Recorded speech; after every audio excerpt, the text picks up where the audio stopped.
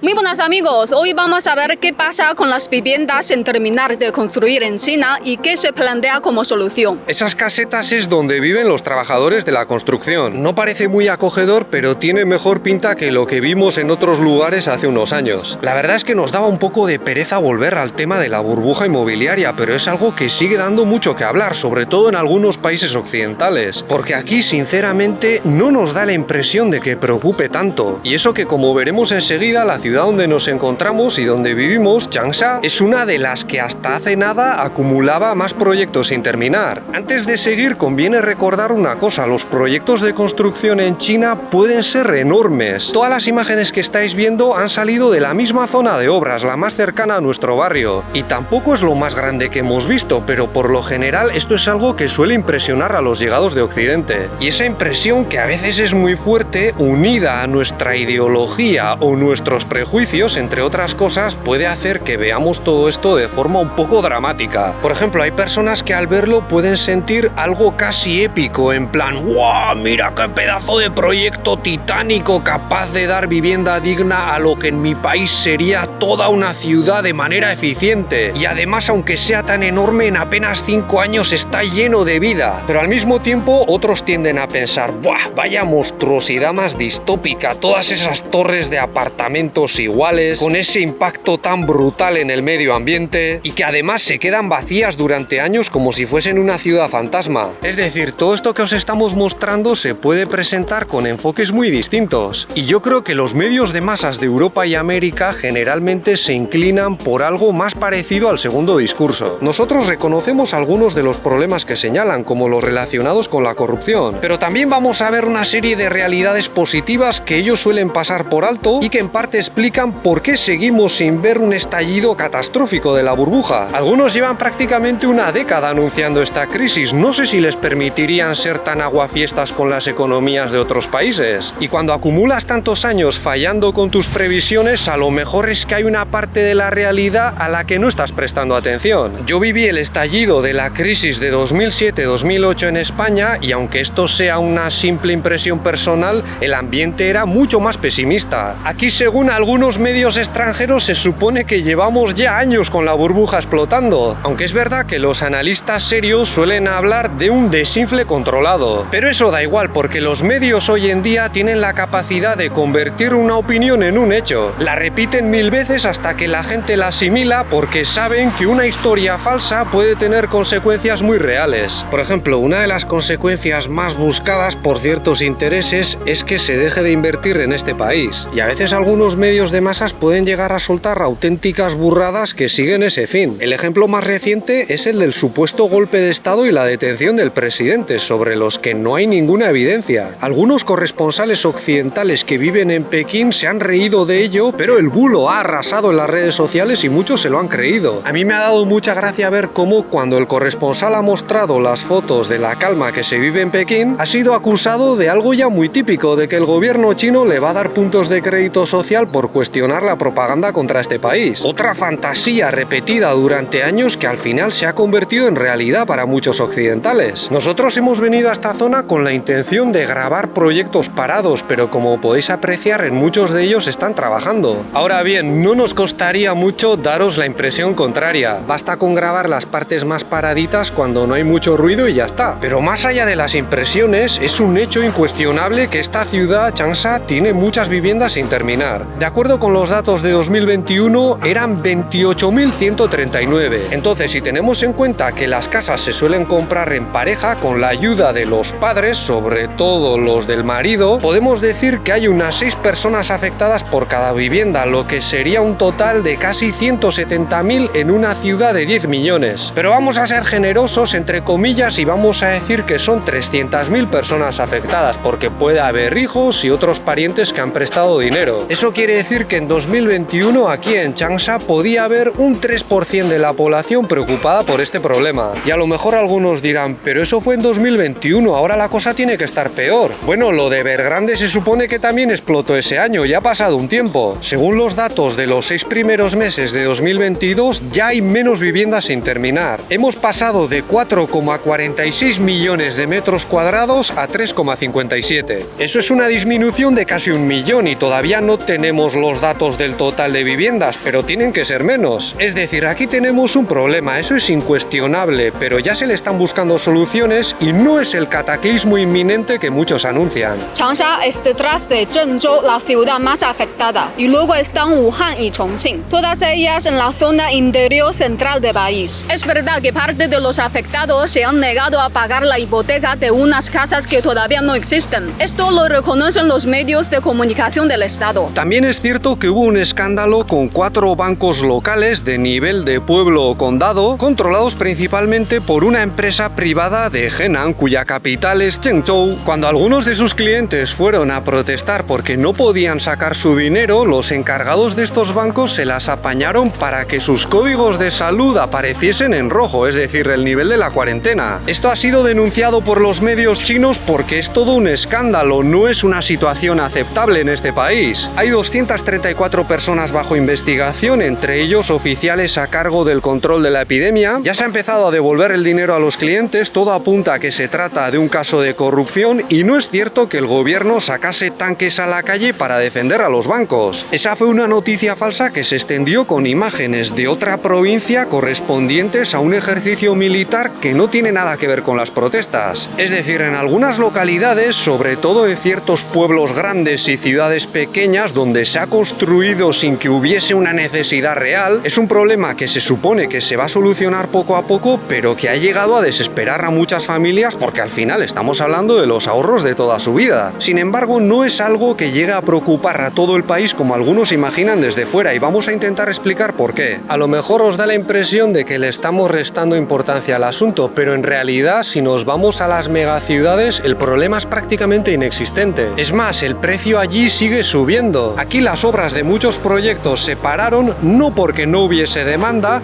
sino porque algunas empresas como Evergrande estaban utilizando el dinero de las preventas para lanzar más y más proyectos en zonas donde no hay tanta demanda, sobre todo ciudades de segundo y tercer nivel. Es decir, se expandieron a lugares donde no había tanto interés por comprar vivienda, porque la gente que se va de los pueblos tiende a preferir las grandes ciudades, y para cuando se dieron cuenta se quedaron sin el dinero necesario para terminar muchas obras. Imaginad que Lele y yo compramos una vivienda nueva, pues aunque esto seguramente lo van a cambiar, en el momento de la compra la casa está todavía por construir, y no es raro que para cuando te la entreguen ya hayas pagado el 30% más un par de años de hipoteca. Y mientras tanto, Evergrande, por ejemplo, estaría utilizando ese dinero de las familias para lanzar más proyectos. Y es ahí donde está parte del problema, porque ese dinero tenía que estar bajo supervisión de los bancos y parece que en muchos casos no ha sido así. Aquí es donde entraría en juego la corrupción o lo que se determine en las investigaciones que se están llevando a cabo. Pero al contrario de lo que ocurre en localidades más pequeñas, sabemos que en las ciudades que hemos mencionado antes y también en esta, si terminas de construir esas viviendas, lo normal es que la mayoría se llenen de gente. Entre otras razones, porque China todavía no ha completado su éxodo rural. Todavía hay mucha gente del campo que quiere venir aquí. Entonces, tanto el gobierno como ciertas empresas pueden estar interesadas en rescatar, entre comillas, esos proyectos porque saben que a la larga les puede salir rentable o al menos no van a perder dinero. En julio de este año, el gobierno central lanzó un proyecto para garantizar que esas viviendas sean construidas. Y a finales de agosto se aprobó una partida de 200.000 millones de yuanes que han empezado a llegar a Zhengzhou, la ciudad más afectada. Ojo, con ese dinero no se va a rescatar a empresas como Evergrande y demás, se van a rescatar las viviendas. Y el gobierno va a comprar parte de ellas para, por ejemplo, alquilárselas a los talentos, que suelen ser jóvenes solteros con estudios de posgrado. Con los planes de alquiler son décadas en las que pueden ir recuperando el dinero. Y eso no va a bolsillos privados, va a las arcas públicas. Sabemos que en ciudades como Chinan, algunas empresas estatales van a comprar hasta 3.000 de esas viviendas, posiblemente para alojar a sus empleados, y las empresas privadas también podrían hacerlo. Pese a todo, en China sigue habiendo compañías a las que les va muy bien, y aunque aquí ahora lo habitual es recompensar a los trabajadores con un bonus en Año Nuevo, también podrían interesarse en uno de esos proyectos de viviendas sin terminar para convertirlo en una forma de beneficio para sus empleados. Esto ya se hacía antes, era lo más habitual hasta bien entrados los años 80. Los abuelos de Lele recibieron su casa de la empresa para la que trabajaban. Yo también lo he disfrutado como profesor. Durante 3 años viví en un apartamento que me dejaba la compañía para la que trabajaba. Y esto se puede volver a hacer perfectamente. adelante. Yo creo que muchos gobiernos locales lo que van a hacer es transformar esas casas en viviendas para sus funcionarios. Entras a trabajar con un contrato que incluye un plan para la vivienda, algo también muy habitual, pero esta vez ya determinado. Es decir, no puedes elegir el barrio en el que vas a vivir, o puedes irte a otro, pero no vas a tener tantas ventajas. Imaginad un montón de torres de viviendas de estas muertas de risa. Pues en medio le plantan una sucursal, entre comillas, o la rama de una escuela de primaria con prestigio y problema solucionado. Porque eso va a hacer que todas esas casas se revaloricen. Y esto no es algo que nosotros nos inventemos, lo hemos visto, por ejemplo, en el pueblo de Lele, y ha funcionado muy bien. Eso también se puede hacer con las oficinas de una empresa estatal, con un centro de investigación, una atracción turística, etcétera, etcétera. Lo que estamos diciendo es que el hecho de que parte de la economía china siga en manos del Estado significa contar con una serie de soluciones que muchos medios de masas occidentales ignoran. Obviamente, algunas empresas van a esperar a que baje más el precio y esa espera podría generar problemas. Pero el respaldo del gobierno, que en principio apoya a las familias y lo creáis o no, resta mucha preocupación al asunto, junto con estas cuestiones que estamos comentando nos hacen pensar que no va a haber un estallido inminente ni un colapso total. ¿Eso quiere decir que no hay un problema? No, el problema es muy real y nos podría haber afectado. El año pasado compramos un apartamento y los que nos seguís sabéis que es de segunda mano, pero estuvimos a punto de meternos en una vivienda nueva y de ser así nos podía haber tocado una de las que están sin terminar, que en 2021 constituían alrededor del 20% de los nuevos proyectos. ¿Esto debería preocupar en Occidente? Bueno, pues en el mundo en el que vivimos está todo muy interconectado, pero yo creo que de momento podéis dormir tranquilos. Hay muchos otros indicadores económicos de este país con datos positivos y pese a todo el ambiente es optimista. A mí me parece que la mayoría sigue convencida de que la calidad de vida va a seguir mejorando poco a poco, aunque a veces eso también se nota en una presión muy grande para estudiar y trabajar más duro. El día en que se pierda esa esperanza y entremos en una depresión lo notaremos y os lo contaremos. Eso es todo por nuestra parte. Si este vídeo os ha parecido interesante, podéis darle un me gusta, suscribiros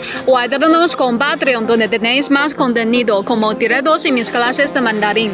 Muchas gracias por vuestra atención y hasta la próxima. ¡Hasta luego!